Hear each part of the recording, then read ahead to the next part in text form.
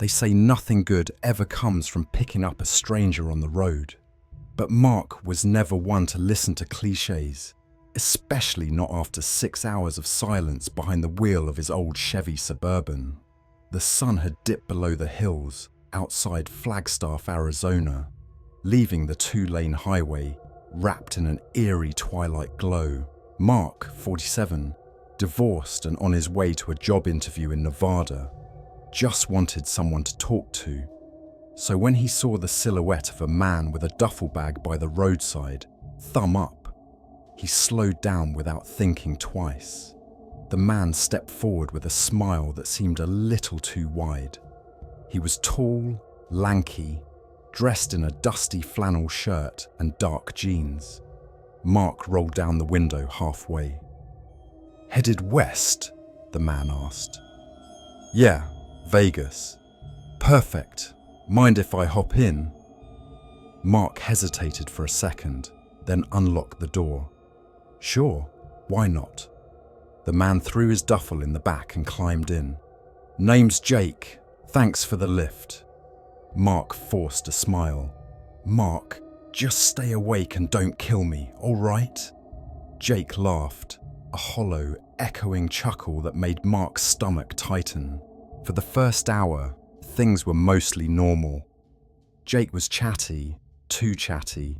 He asked a lot of questions about Mark's life, his divorce, his daughter, even what kind of music he liked. But every time Mark tried to ask something back, Jake would brush it off or change the subject. Still, it felt harmless at first. Maybe he was just a little weird. Then came the first red flag. Mark noticed Jake staring at him.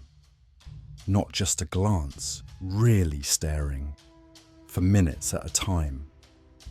When Mark turned his head to call it out, Jake just smiled and said, "You ever think about how thin the line is between a driver and a killer? Like, what if you just swerved into a ditch right now?" Mark chuckled uncomfortably. Not really." Jake leaned back, eyes still fixed on Mark. "I think about that kind of stuff a lot." Silence fell, the kind that weighs down on your chest. Mark decided to break the tension by switching on the radio. Static. He fiddled with the dial, but no station came through. "Must be the hills," he muttered. Jake didn't respond. He was staring out the window now, lips moving slightly, as if he were whispering to himself. Something was off. Mark's instinct screamed it. He regretted picking Jake up. When he looked into the rearview mirror, he noticed Jake's duffel bag was partially open. A handle, maybe a crowbar or a pipe, was sticking out. Trying to stay calm, Mark forced a smile. "You mind if we stop for gas soon? Gotta stretch my legs." Jake nodded slowly. "Sure, somewhere quiet." The way he said it made Mark's skin crawl. They pulled into a lonely gas station about 15 minutes later. It looked abandoned. The lights flickered above, and the convenience store was closed. Just a single pump under a creaky metal roof. "I'll be right back," Mark said, pretending to check the pump. He walked briskly to the restroom on the side, phone in hand, no signal. He glanced back. Jake was still in the car, just watching, unmoving. Mark turned on the tap inside the restroom and splashed cold water on his face. He stared into the mirror, whispering, "What the hell did I get myself into?" When he stepped back outside, Jake was gone. Panic surged. Mark spun around, heart pounding. "Jake?" No answer. Then he heard it, a slow, deliberate tapping from the other side of the car. Jake stood there holding a long metal rod, tapping it rhythmically against the hood. That wide grin had returned. "You ever wonder," Jake said, walking slowly towards Mark, "what kind of person stops for a stranger in the dark?" Mark backed up, palms sweaty. "Look, man, just take the car. I don't want any trouble." Jake's eyes gleamed. "Trouble? No, no, this is just the ride you signed up for. Mark bolted. He didn't care where. He just ran across the cracked pavement into the trees behind the station. Branches whipped his face as he ducked low and kept moving. He crouched behind a fallen log, trying to control his breathing. In the distance, he heard Jake humming, Amazing Grace, slow and eerie.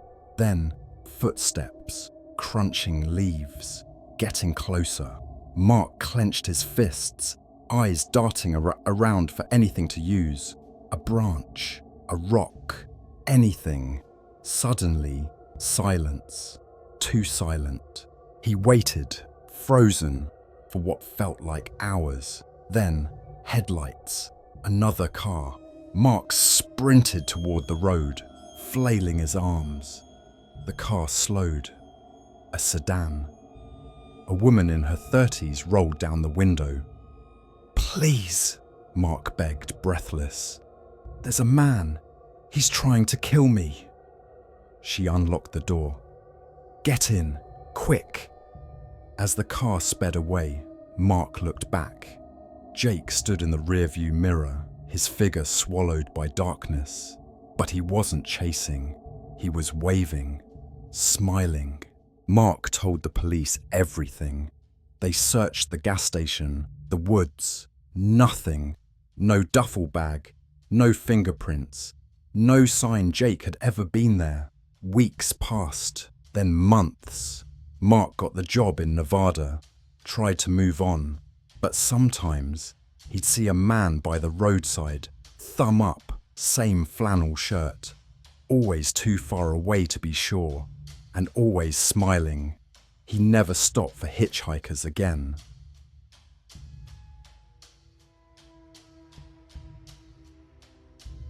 It was supposed to be a quiet weekend escape, just a short drive from Colorado Springs to a secluded cabin near Gunnison, where Daniel Carter, a 52-year-old former journalist turned nature blogger, hoped to unwind with his camera and a bottle of cheap whiskey.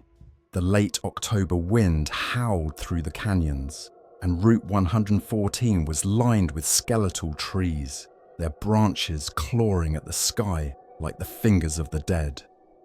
Daniel wasn't in the habit of picking up strangers.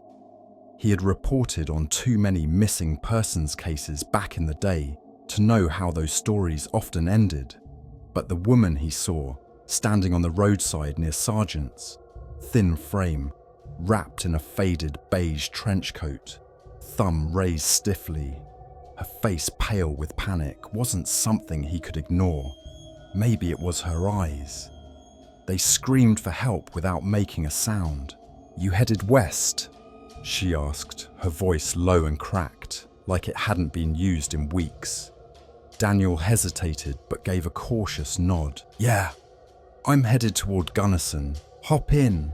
She climbed in without a word of thanks, settled into the passenger seat and stared silently ahead. Daniel tried small talk, asked where she was going, if she needed to call anyone. She only offered clipped replies, her voice distant. Her hands rested rigidly in her lap. He noticed her fingers were bruised at the knuckles, nails chipped down to the skin.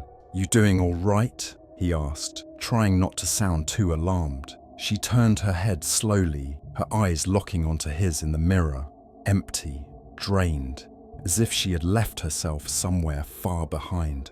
The radio flickered, static overtaking the music. Daniel switched it off. The silence that followed was suffocating, oppressive, like something was hiding in it, waiting.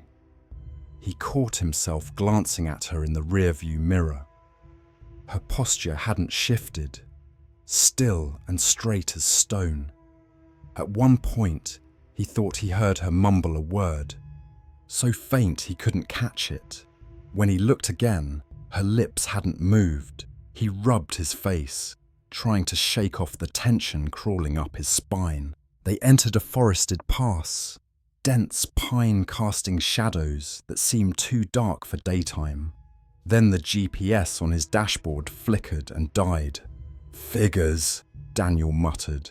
No signal in the middle of nowhere. She finally spoke. They don't like interference. Daniel frowned. Who doesn't? No response. She was already facing forward again, her expression unreadable. Fog crept along the road like smoke from an unseen fire. His headlights barely cut through it. The air grew colder by the second. Ice crystals formed at the edges of the windshield. Daniel's voice wavered. So, where exactly are you headed? You'll see, she said, almost smiling. That set his nerves off. What's that supposed to mean? She reached slowly into her coat and pulled out something small and metal, a corroded key. She let it dangle for a moment before tucking it away again. Stop the car here, she said. Daniel blinked. What? We're in the middle of nowhere, there's nothing here. She whispered. This is where it begins. Before he could argue, something slammed against the rear of the car. Hard. He hit the brakes and whipped around. Nothing. Just the fog and trees. What the hell was that? He barked. The woman was smiling now. A small, unnatural smile, like she knew exactly what was happening. You brought it with you, she said softly. Daniel's hands gripped the steering wheel. Is someone out there? What is this? Some kind of setup? She didn't answer. Her eyes gleamed with something he couldn't name. The engine died without warning. The dashboard dimmed. Even the clock went black. Daniel's phone, dead. The woman stepped out and vanished into the fog. Wait! Daniel shouted, heart pounding. He chased after her, his boots crunching on gravel, but the road behind them had vanished. Trees crowded in like silent spectators. She moved swiftly, like she'd been here before. Finally, she stopped at a moss-covered structure, a stone well, ancient and eroded. She placed the key on its edge. Your turn, she whispered. A sound emerged from below, low, dragging, breathing, or something trying to remember how. Daniel staggered back. What is this? Who the hell are you? She looked at him sadly. I was once like you. I made the same mistake. He spun around to leave, only to find endless woods. No car, no road, nothing. Then came the sound of his own voice, echoing up from the well. The fog pressed in like walls. Daniel dropped to his knees. The woman stood still, her silhouette melting into the mist. Something rose from the well, no face, no limbs, just shadow and hunger, a form that didn't belong in this world. He screamed, and then darkness. A week later, state police found Daniel's rental car, abandoned near a sharp bend on Route 114, doors wide open, battery dead, his equipment still inside.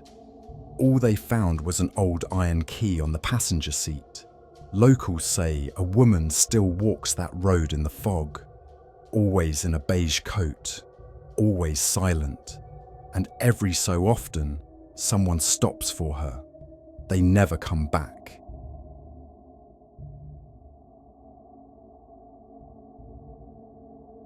The rain hadn't stopped for hours. It came down in sharp needles, slicing through the dim haze of twilight. The wipers of Thomas Ward's pickup scraped rhythmically across the windshield, fighting a losing battle against the downpour. He squinted through the blur, road signs flickering by too fast to read. There was nothing but dense forest on either side of the narrow road, just a slick black ribbon vanishing into nowhere. Thomas hadn't planned to be driving this late, especially not on a route he wasn't familiar with. But work had run over again, and now he was pushing through the soaked, winding back roads of northern Pennsylvania. He was halfway through tuning the radio when he saw her, a lone figure at the roadside, arm outstretched in the classic hitchhiker's pose. The first thing that hit him wasn't fear, it was confusion. Who the hell hitchhikes in weather like this? A young woman, mid-20s maybe, wearing an oversized grey coat that clung to her like a second skin. Her hair was soaked, her face pale and unreadable. Against every warning his gut tried to whisper, Thomas pulled over. The door creaked open with a reluctant groan. "You need a ride?" he asked, leaning toward the passenger side. She nodded once, silently, and climbed in without a word. The door slammed shut behind her like a verdict. Her clothes were dripping, pooling water on the floor mat. She hugged herself, shivering slightly, but made no eye contact. Thomas gave a nervous chuckle and put the truck back in gear. "I hope you don't mind country roads," he said, trying to break the silence. She only nodded again. Her silence wasn't shy, it was hollow, as if something inside her had been turned off. 10 minutes passed. The rain, if anything, got worse. Thunder began to rumble behind the clouds like something pacing. "So, where you headed?" Thomas asked, glancing at her. Her voice came quiet but sharp. "Just up the road." He waited for more. Directions, a name, a town. But she offered nothing. Then she turned her head slowly toward him. "You shouldn't have stopped." Thomas's hands twitched on the wheel. "What do you mean?" he asked, trying to mask the sudden dryness in his mouth. She didn't answer. They passed a sign he barely noticed. Wilmer Creek, Pop, 231. It looked abandoned, rusted, riddled with buckshot holes.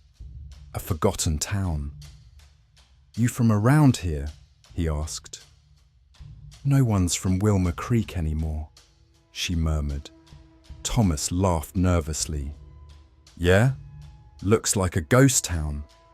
He regretted the words as soon as he said them. "Exactly," she replied, not smiling. Then her face shifted. A slight smirk tugged at her lips. It wasn't playful.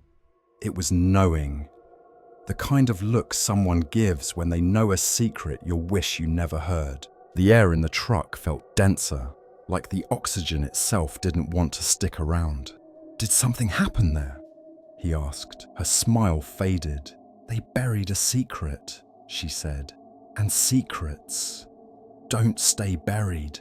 A sudden flash of lightning lit up the road. For a split second, her reflection in the window didn't match her face. It was older, broken, screaming. Thomas blinked hard.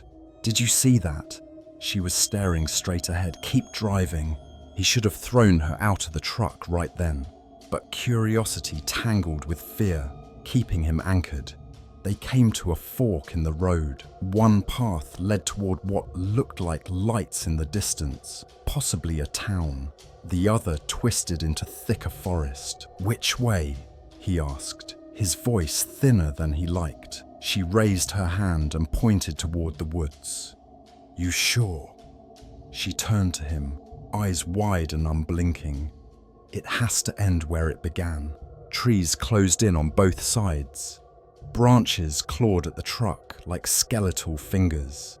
He tried to keep calm, tried not to notice how the temperature in the cabin had dropped. His breath was now visible. "You know," he said, forcing a chuckle, "you're not exactly the chatty type." She turned to him, and her voice came out like a whisper wrapped in razors. "Because I'm not really here." He slammed the brakes. The truck skidded and stopped inches from a fallen log. "What the hell are you talking about?" But she was gone. The passenger seat was empty. Thomas scrambled out, heart pounding, checking the road. No sign of her. Rain poured like it was trying to erase the entire world. He got back in, locked the doors, and sped off. His knuckles were white on the steering wheel. He was muttering to himself, trying to rationalize. Shock, hallucination, stress, anything. But then the radio crackled. A voice came through, low and distant. Secrets don't stay buried. He screamed and shut the radio off. Then his headlights picked up something ahead. A figure. No, not again. Same coat, same hair, same hitchhiker. She was back. He drove past her without stopping, heart racing. But a glance in the rear view showed something that shouldn't have been possible. She was in the back seat, smiling. The truck died. Lights off. Engine silent. Thomas fumbled with the keys, breath coming in gasps. "Why are you doing this?" he shouted. She leaned forward slowly. "To show you," she whispered, "what you buried." He shook his head violently. "I didn't do anything." But memory said otherwise. A forgotten night. A woman's scream. A storm. A panicked drive. A body buried deep off the road. He had picked her up before.